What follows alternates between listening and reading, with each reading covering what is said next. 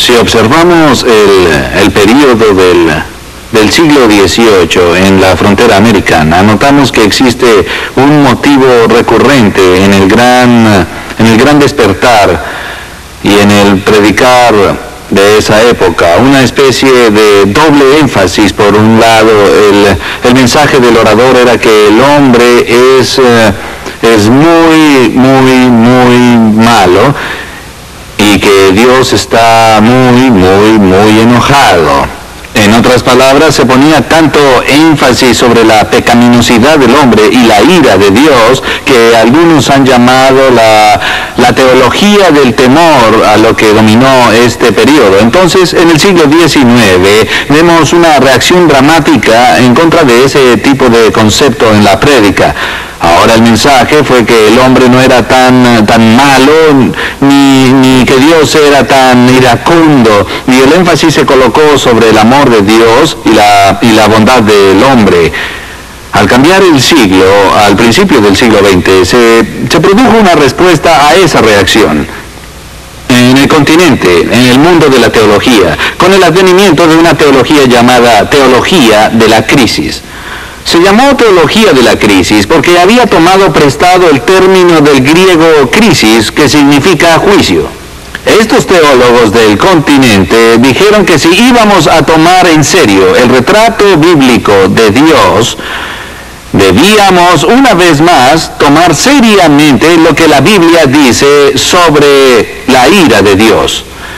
Bien, algunos extremistas de ese grupo dijeron que lo que vemos en las Escrituras, particularmente en algunos momentos y lugares del Antiguo Testamento, es la expresión de algo irracional en el carácter del propio Dios.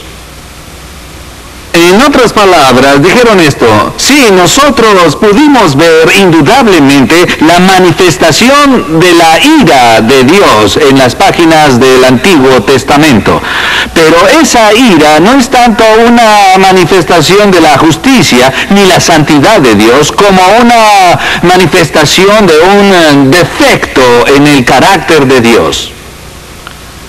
Mis hermanos, hay muchos teólogos, créanlo o no, que hablan del lado oscuro de Jehová, diciendo que reside dentro de Dios un elemento demoníaco. Y este aspecto demoníaco de Dios se manifiesta, se expresa a través de sus demostraciones súbitas e infundadas de la ira arbitraria, caprichosa y antojadiza. Algunos pasajes que son estudiados incluyen lo que leemos en el libro de Levítico, que leeré brevemente para ustedes. Y al comienzo del 10º capítulo de Levítico leemos el siguiente relato. Nadab y Abiú, hijos de Aarón, tomaron cada uno su incensario y pusieron en ellos fuego, sobre el cual pusieron incienso, y ofrecieron delante de Jehová fuego extraño que él nunca les mandó. Y salió fuego de delante de Jehová y los quemó,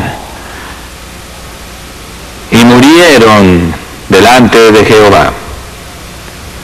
En esta sucinta y reticente descripción de la muerte de los hijos de Aarón, tal parece indicársenos un ejemplo de la manifestación súbita y caprichosa de la ira de Dios. Cuando leo esto, trato de leer entre líneas y me pregunto, ¿cómo reaccionó Aarón a todo esto? Imagínenlo. Recuerden anteriormente en las Escrituras la complicada ceremonia que ordenó Dios cuando consagró a Aarón como sumo sacerdote de Israel. Recuerden cómo Dios ordenó hasta los mínimos detalles del diseño de las ropas que serían usadas por los sumos sacerdotes. Fueron diseñadas para la gloria y la belleza. Y Y podemos imaginar cómo se sintió Aarón cuando vio a sus propios hijos consagrados al sacerdocio. He aquí que estos jóvenes sacerdotes hicieron algo que no sabían muy bien qué era, pero de alguna manera llegaron ante el altar e hicieron lo que los jóvenes pastores suelen hacer: prueba y error, experimentación, innovación. Hicieron algo así como una travesura adolescente, y mientras jugaban en su trabajo con cierto grado de inmadurez, sin previo aviso y sin reproche, al ofrecer este fuego extraño en el altar, ¡pum!, Dios los fulminó instantáneamente. ¿Se imaginan a Aarón? Él va a Moisés y le dice: ¿qué sucede aquí?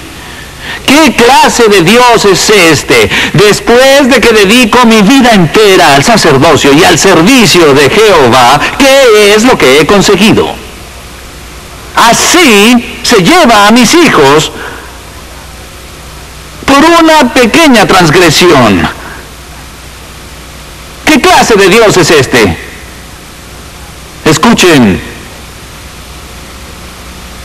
lo que dijo Moisés.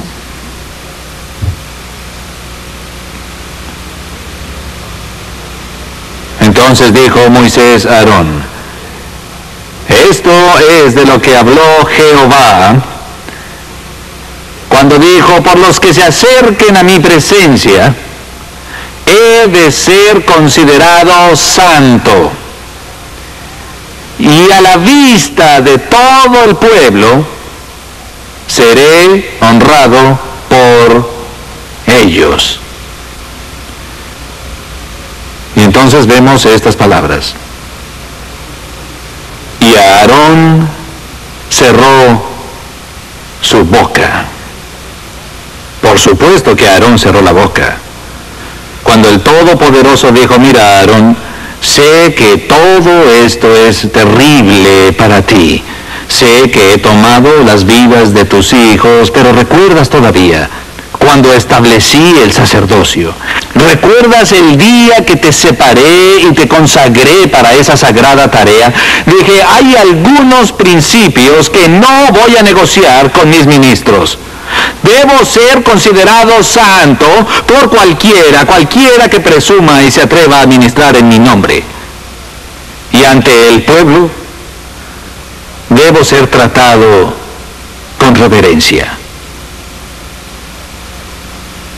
Cuando Dios habló, Aarón cerró la boca. Pero hay otros casos como ese, ¿no es así? Una de las historias más escalofriantes del Antiguo Testamento es la historia de Usa el Coatita. Todos la conocen, ¿no es verdad? Lógicamente, todo erudito en las Escrituras debe recordarla. Es la historia del transporte del Arca del Pacto. Recuerden, el Arca del Pacto es el trono de Dios, el objeto más sagrado en el Santísimo. Y había caído en manos de los filisteos. Luego, mediante una serie de increíbles acontecimientos, había sido retornada al pueblo judío. Y había sido guardada por un tiempo hasta que llegara el momento apropiado para que el Arca del Pacto fuera retornada a su lugar original en el altar. Y David ordenó una celebración y que el Arca del Pacto fuese transportada a la ciudad. Y el pueblo se alineó en las calles y cantaba y bailaba mientras observaba la procesión del trono de Dios frente a ellos. Se nos dice que el Arca del Pacto fue transportada por medio de un carro tirado por bueyes. En la Biblia dice que a medida que el carro avanzaba por la calle, los coatitas caminaban a su lado protegiéndola y observándola, y entre ellos estaba Usa. En medio de la procesión, uno de los bueyes tropezó y el carro comenzó a ladearse, a caer, y parecía que este objeto santo de Israel estaba a punto de resbalar del carro y caer en el barro y ser mancillado. Así que instintivamente, involuntariamente, Usa estiró su brazo para sostener el arca. y para asegurarse de que este trono de Dios no cayera en el barro. ¿Y qué pasó? Los cielos se abrieron y una voz bajó y dijo, ¡gracias, Usa! No. En el instante en que Usa tocó el arca de la alianza de Dios, Dios lo fulminó. Leí un currículum de la escuela dominical en una de las denominaciones para las cuales trabajaba. Venía de nuestra central y vemos pasajes como estos y entendemos que este tipo de historias que leemos en el Antiguo Testamento, como la de Usa y Nadab, como la destrucción del mundo entero por el diluvio, hombres, mujeres y niños, la orden de Dios al pueblo judío de ir hacia la tierra de Canaán y aniquilar a todas las personas que allí residían, hombres, mujeres y niños, y que es imposible que estas puedan ser manifestaciones del verdadero carácter de Dios, pero tenemos que entender que estas historias del Antiguo Testamento son algo que el pueblo judío antiguo, primitivo, precientífico y seminómada interpretaba estos eventos que veía a la luz de su peculiar teología. Probablemente lo que pasó es que Usa tuvo un ataque cardíaco y un escritor judío atribuyó la causa de su muerte a una expresión inclemente de la feroz ira de Dios. En otras palabras, era impensable para los autores de este currículum que Dios mismo hubiese tenido algo que ver con la muerte de Usa. Pero si miramos con cuidado el Antiguo Testamento y vemos la historia de los coatitas,